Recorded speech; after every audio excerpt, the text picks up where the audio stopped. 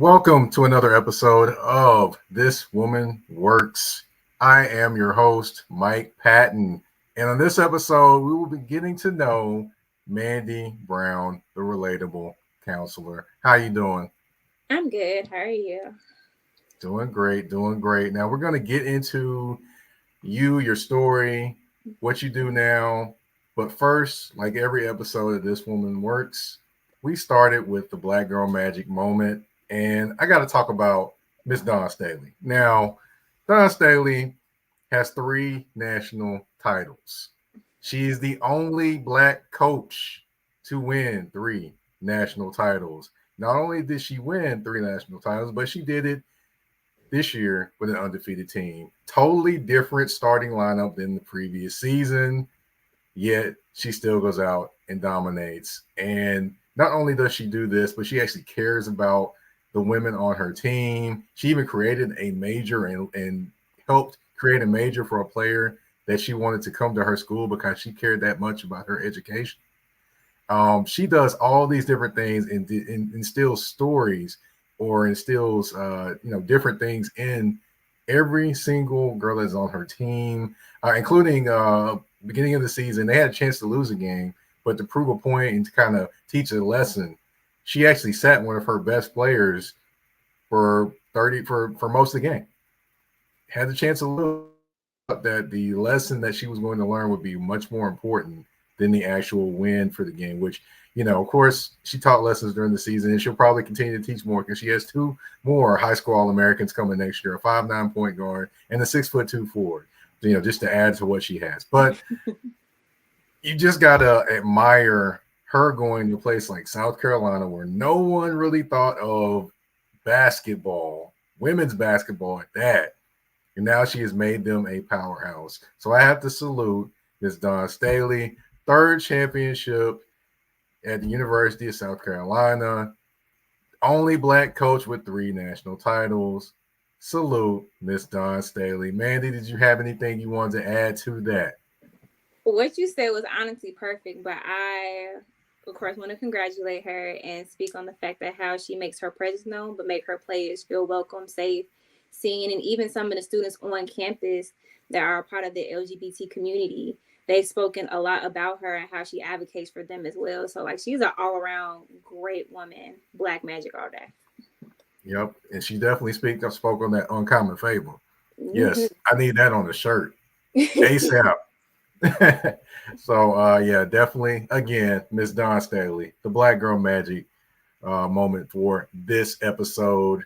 But we want to speak about another young woman that is Black Girl Magic. That would be you, Mandii Brown. So we got to get into your story and kind of how you became who you are now.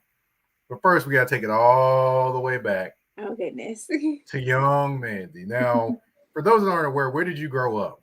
I am from Chicago, Illinois. Chicago. Now, what part of Chicago are you from?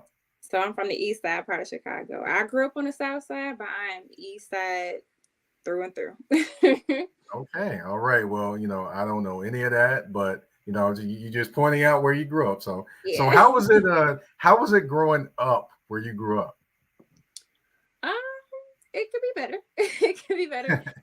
We moved probably every year, every 2 years. So I've never really had a stable house to call a house. We changed schools a lot. I kept most of the same friends because we were always in the same neighborhoods or because of church.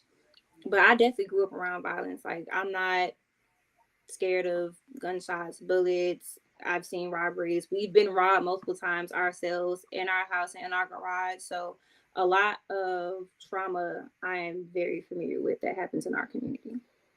Okay. So what were speaking of those different things, what are some of the things that you kind of remember growing up? You want the good things or the bad things? Whatever you would like to talk about, good and um, bad.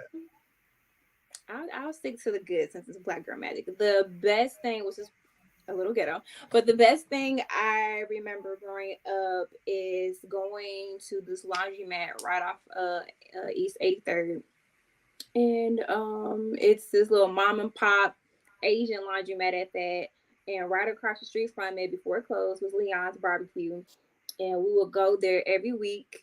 We'll walk across the street and get barbecue, and we'll meet my friends at the laundromat while we're washing clothes, and we'll do homework, and we'll hang out. And the mom and pop who owns that laundromat, they will come out and talk to us. They'll talk to our moms. They'll engage with their customers and just be seen, like make their presence known. And it's crazy enough, when I moved down here, I go to a laundromat not too far from my house, and it's kind of the same type of vibe, minus the barbecue, because I really miss that. But it's a corner store next door, and the guy, he knows us all the time when we go get like chips and juice and stuff like that. And that was probably like my best memory, because ideally, like, to have a washing machine and dryer, like, you got money to wash stuff at home, like you have some type of status. So I didn't know how poor we were or how insufficient we were when I was growing up, until I saw, like, okay, we can have a washing machine and dryer now in our house. We don't got to go to laundromat no more.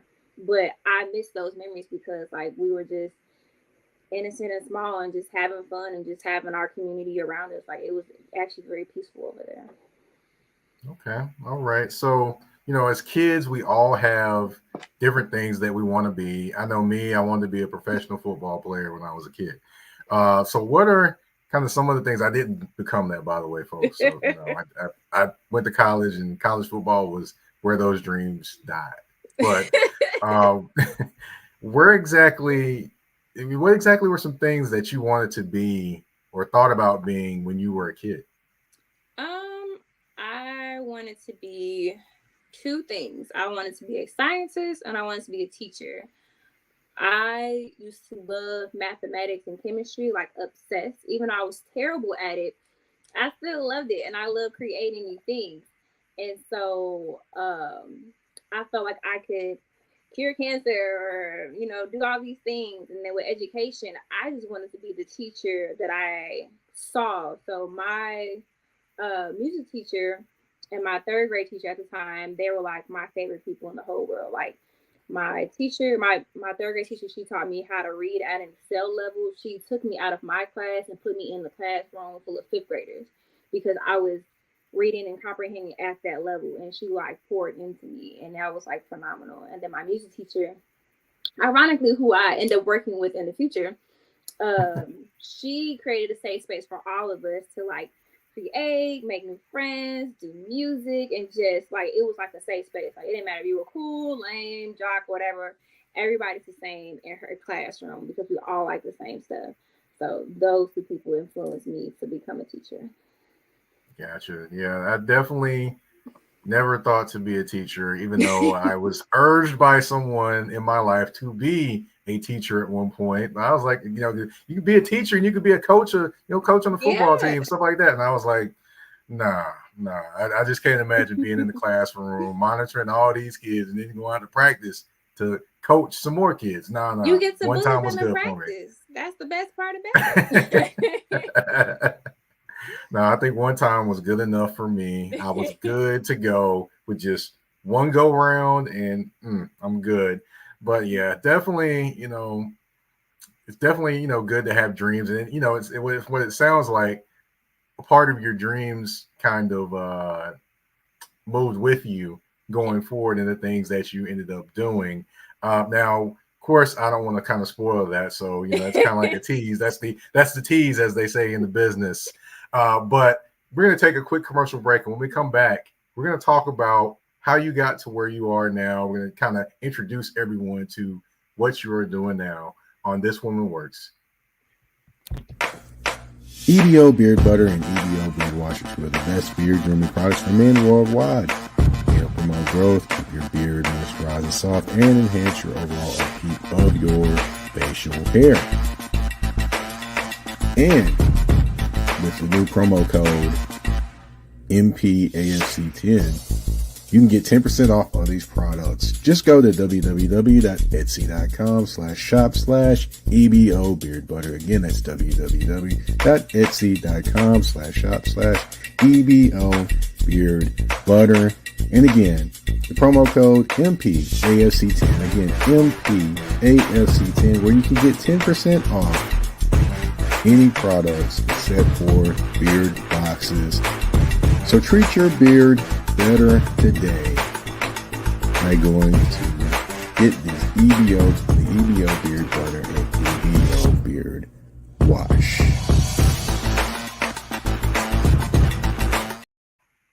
All right. Thank you to EBO Beard Butter. That is one of my sponsors. Of course, let me flash it across the bottom for everybody that's watching. This show is sponsored by EBO Beard Butter. 10% off on everything but beard boxes. Promo code MPAFC10. Now, for those that don't know, MPAFC10, that is not any kind of initials for this podcast. That is the initials for my other podcast, which is Touring the AFC South, which Mandii is actually wearing a shirt for touring the AFC South, which I do have merchandise as well, people. But of course, that's another show. We're going to leave that show there. They got to circle around. Come on back to This Woman Works. Now, before we went to the commercial break, we did talk about where you are now and kind of getting into that. Now, for those that aren't aware, can you please tell them what you do now? I do everything. It feels like it. I am currently a clinical mental health counselor here in Tennessee. I previously worked with the incarcerated population while they're in CDOT custody. Now I get to work with them on the outside. Thanks to having a contract with THEI, which is the Tennessee Higher Education Initiative. I also work with a group practice called Mindful Steps. So all my free people, you can definitely receive services that way. I work with 2 nonprofits, so the Dream Initiative and also Recycle and Invest. And I work with Natural Thrives Coalition. And I'm a mom, which takes over everything. So yeah, I do it all. I hear you there. Now, the only thing left out of that whole thing was a partridge in the pear tree. But yeah, you definitely do some of everything for sure. Now, kind of how did you kind of start thinking about, the profession that you're doing? How did you kind of start, those wheels start turning towards wanting to do that? Ooh, so my music teacher, I graduated college and I ended up working as an academic advisor for the Charter School Network in Chicago. And then I had an interview for Beethoven Middle School right off West 47th. And my music teacher is the vice principal. Well, was the vice principal there. Now she's the principal. But was the vice principal there. And she recognized me immediately. I was like, oh my gosh. And she was like, yes, you can have this job. And so I became the world history teacher there for the 6th, 7th, and 8th graders, and also their flag football coach. And as I was there, I'm probably one of the youngest people on staff. And I was the only teacher at the middle grade level who parents were willing to communicate with. So like a lot of parents that will literally physically fight with the staff, come up there calling, cussing, slashing tires, you name it. We had security. And wow. I was probably one of the only ones that they would actually just talk to. I would FaceTime them, text them, like keep them up to date with everything, let them know what their child is doing. I let them come sit in the class. I'm like, look, I want you present because I can only do so much as an educator, as a parent. We need to be on the same team. And so my vice principal at the time, she was like, hey, how about you take the school counselor position? And I was like, no. I was against it. So I'm like, these people are crazy. And you're going to ask me to take care of everybody, the whole school. Like, no. And she's like, but you'll be so perfect. And, we had the funds for it, but we didn't have a contract counselor at that time. So I entertained it. I started it, and I also enrolled in a psychology master's course. And I enjoyed it so much, I switched over to clinical mental health counseling. But I stopped working after school. I decided that I wanted to do social working instead at a state level. And while I was doing that, I got to see the gap, not only in education, but also as a people in my community of those who needed, welfare benefits and where their mindset was, because we offered education as well to be covered if you want these type of benefits, if you want to provide for you and your children. And it was just crazy, like what would show up. But also it showed like the lack of knowledge we have to get access to those things, especially when it came to medication as well. And so that job actually gave me more fire to stick within my counseling program and actually to finish. Okay. All right. All right. So let's see. What all does your profession entail and kind of what all does it entail in terms of different roles you kind of have to play? Whew. If you speaking of roles, I can play the friend, I can play the devil's advocate, I can play a lot of things. But my role as with the contract I have, I do assessments. So THEI, they have this halfway house called the Auburn Commons House right by Vanderbilt. And there they need assessments to see if these guys that are coming out of the incarcerated, facilities, are they capable of living with other people in the free world? And so I do those assessments. I keep it real with them. I talk to them. I see what resources they need, not just even at a behavioral level, but like more outside of it. And ideally, those guys are going to college for free. All of them go to Nashville State, if I'm not mistaken. Okay. And that role, I was like, okay, I kind of piece it together, staffing them what's needed, if it's gonna work, if it's not gonna work, if it is, what's there. At a counselor role with the group practice, naturally diagnosis, modalities, healing journey, all of that nature, everything that anyone needs in therapy.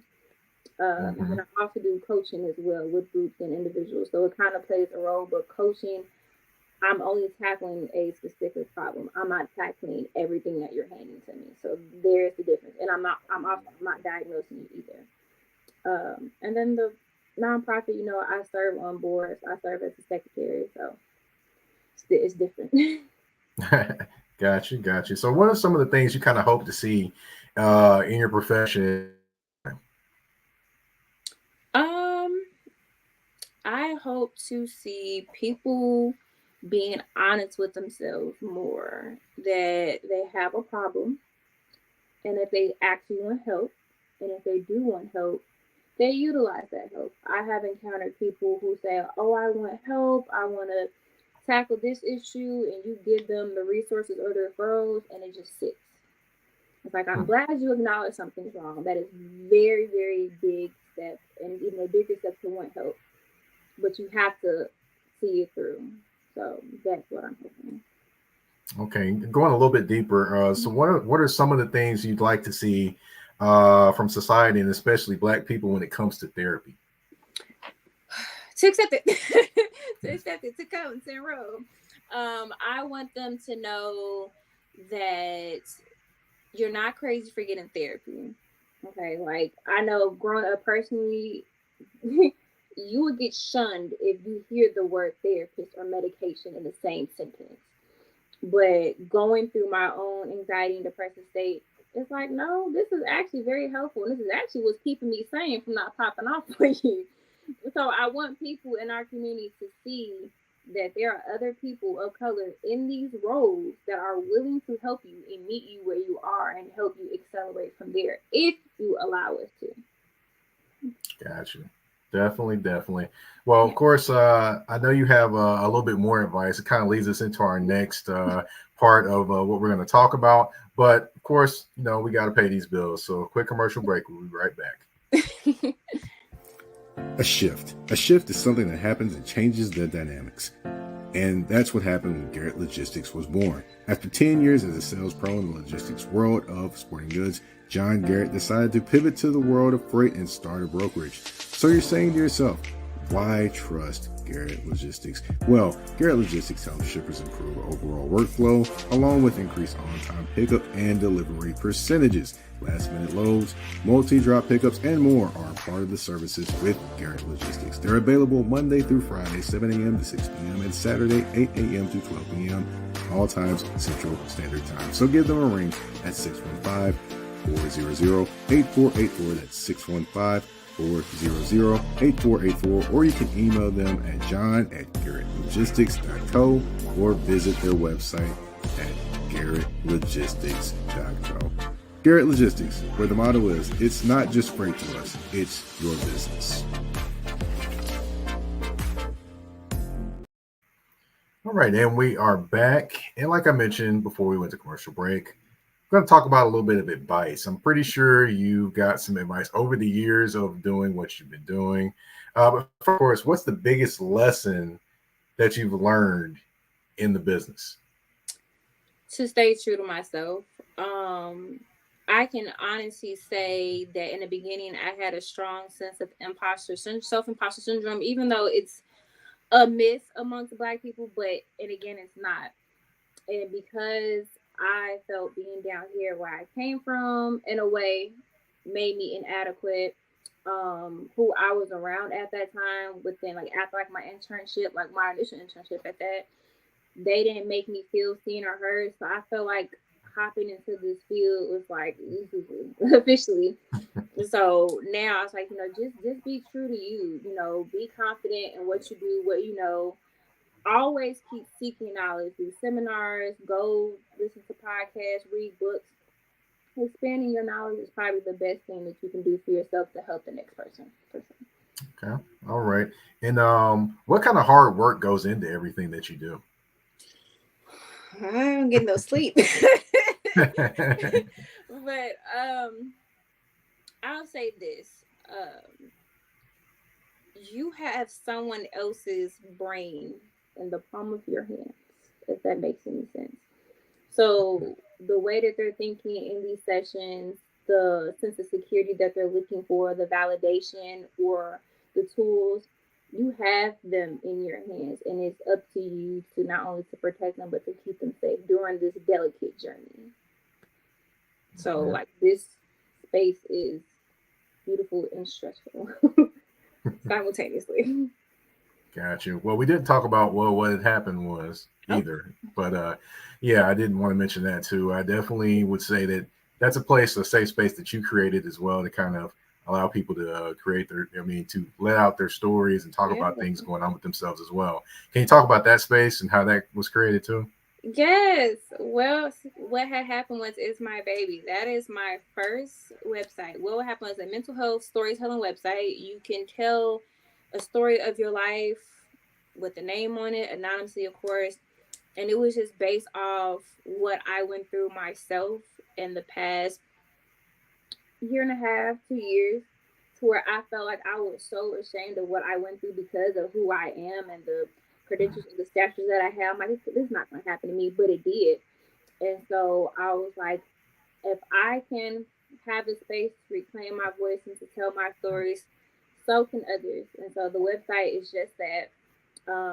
It also has a mental health resource, so you can do like mental health assessments, but still get a mental health professional to diagnose you. But there's assessments listed.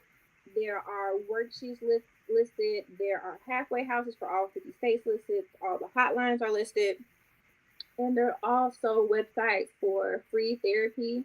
And I work with Black Mental Health Village, so there is a therapy fund. So if you're looking for therapy, I believe you cover up to about 4 months worth of therapy with the clinician within our network. So what Okay. happened was is a great website. Yeah, definitely. I can definitely say that because I've read some of the stories and I've seen some of the resources that are available on there. It's definitely, if you're looking for resources, it's definitely somewhere to look. But I did have one other question that I wanted to ask you. What are some of that's a big question in terms of just in general. What are some of the boundaries between patients and therapists that have to be there? Ooh, boundary number one: you can follow me on social media, but I cannot follow you. I am not going to look into your life.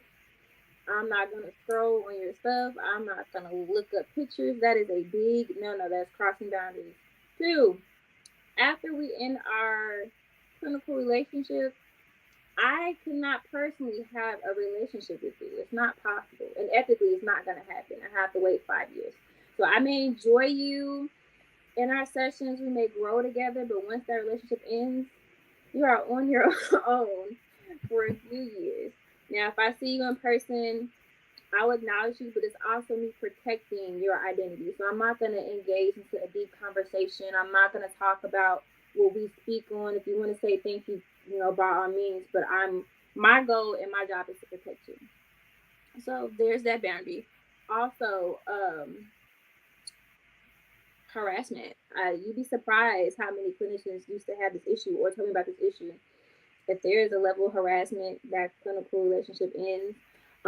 If there is a feeling of strong suicidal ideation and a plan that you're going to act out, I do have to call. That is a boundary because I'm not only stating that I'm protecting you, but I'm also like protecting myself as well. So there are a few boundaries in place, and believe it or not, I've only had this issue down here with the male species. Love you all. But I do not date any of my clients. You cannot flirt with me to get a session. Big no. If I know you, also that is a boundary. If I know you personally, I cannot be your therapist. Not gonna happen. Well, there we have it. There we have it. Well, we have gotten to know Miss Mandii Brown, the Relatable Counselor, as she is known. But let's get to know you just a little bit more. That's where the speed round comes into play. We've got 10 questions. Of course, answer is as quick as you like. We're going to go through these pretty fast. What's your favorite snack? Toothpaste. Okay. All right. Favorite album you've listened to? DMX.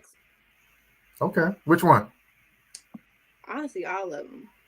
But my favorite song from this album is Slippin'. So definitely that one. Got you. Best television sitcom of all time. Ooh. Chowder. No, family sitcom. Big Bang Theory. Okay. All right. Best restaurant no one has heard of. Here. Wherever. Grand Chinese Kitchen back home in Chicago off 87th. Oh, there we go. Songs you currently have on repeat.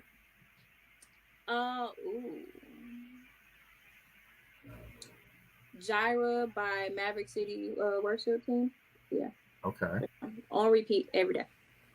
All right, cool. Mine is let's see, Child of God by Blast. Yeah, come on. I love that song. Love that song. You see, I was jamming out to Marvin Sapp earlier. I mean, he's in the rotation, but Gyra. Okay. All right. All right. Favorite movie of all time. Favorite movie of all time. West Side Story. The original West Side Story, not this new one that y'all made for the young folks. Okay. All right. Okay. One person you'd like to sit down with and have dinner and pick their brain. Can be famous, non-famous. DMX. DMX. Okay. Yeah. All right. Greatest. Look at his upbringing. Yeah, that's true. Yeah. Greatest hip hop track of all time. Hip hop track of all time. One that you just like, okay, cool. That one I can rock with all day long. Listen to it, whatever. Well, I Choose You by Project Pat. Y'all know, put on Project Pat. It's a rap. It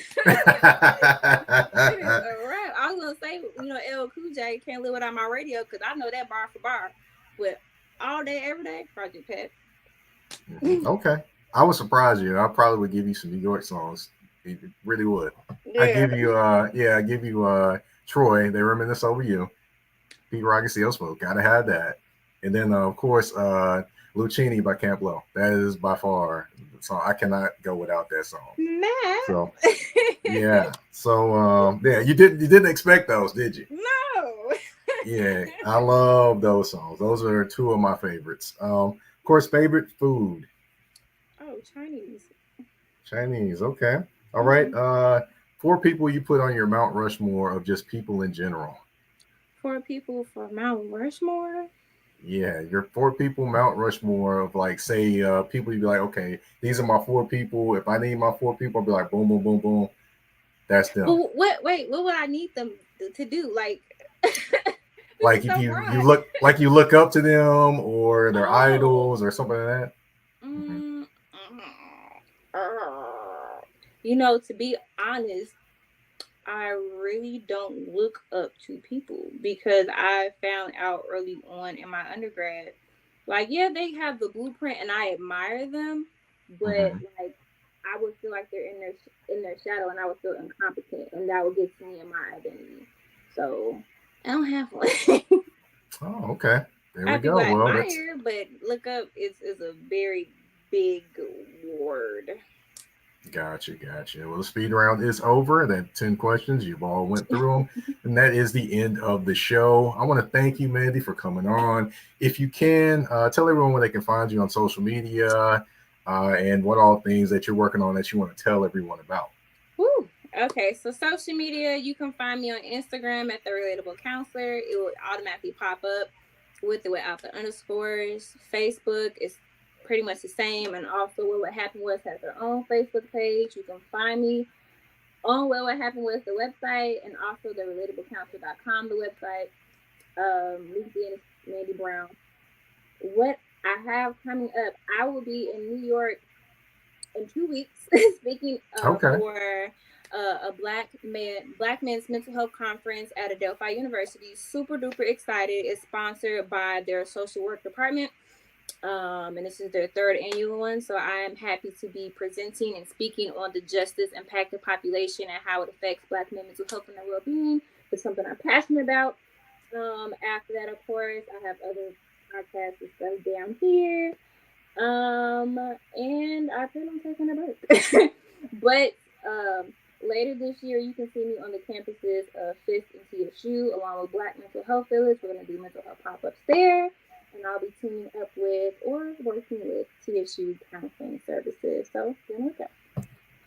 There we have it. A lot of big things coming up for you. And of course, for this podcast, This Woman Works, we will definitely be having big things coming down the pipeline. Just stay tuned for a lot of different people from different walks of life in terms of actresses or, different things, people in the newsroom as well. We're going there too.